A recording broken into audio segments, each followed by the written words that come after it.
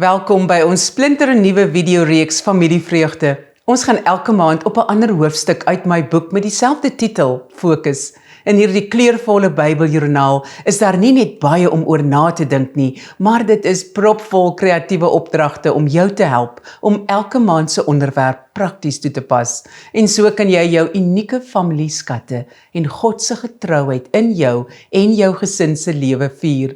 Dis natuurlik 'n ideale Bybelstudieboek en spesiaal so bymekaar gesit sodat vroue saam kreatief kan verkeer terwyl hulle Bybelse kernwaarhede bespreek. Nou hoofstuk 1 fokus op God die Vader, Pater in Grieks, en sy uitvindsel, in aanhalingstekens, die familie, of dan patria in Grieks.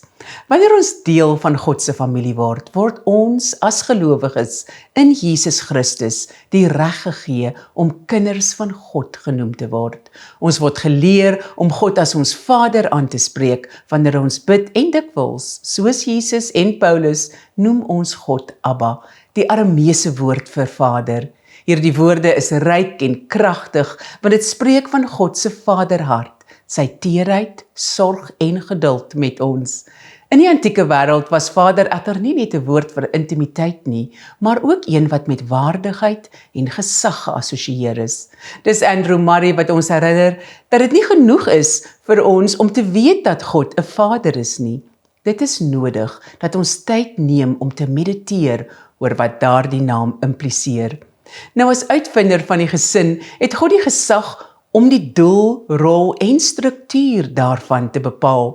En daarom wil ek graag hê dat ons hierdie maand stil staan by die baie maniere waarop ons huise en harte God moet eer. Soos om 'n liefdevolle en ontspanne ruimte te skep waar rus en herstel kan plaasvind. 'n Kultuur van spontane lofprysing en gebed te kweek. Mekaar se laste te dra. 'n lewenstyl van danksegging na te streef. Familie, vriende, kollegas en vreemdelinge in ons huise te verwelkom en te vergewe, soos Jesus ons vergewe het.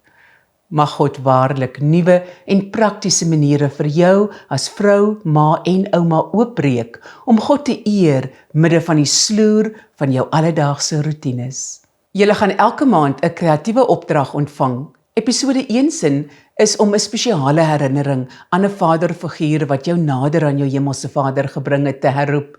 Gebruik enige van die volgende mediums: 'n fotokollage, 'n potloodskets, waterverf, 'n stuk prosa of poesie, 'n gedeelte uit die Bybel of 'n kombinasie hiervan om jou herinnering kreatief uit te beeld.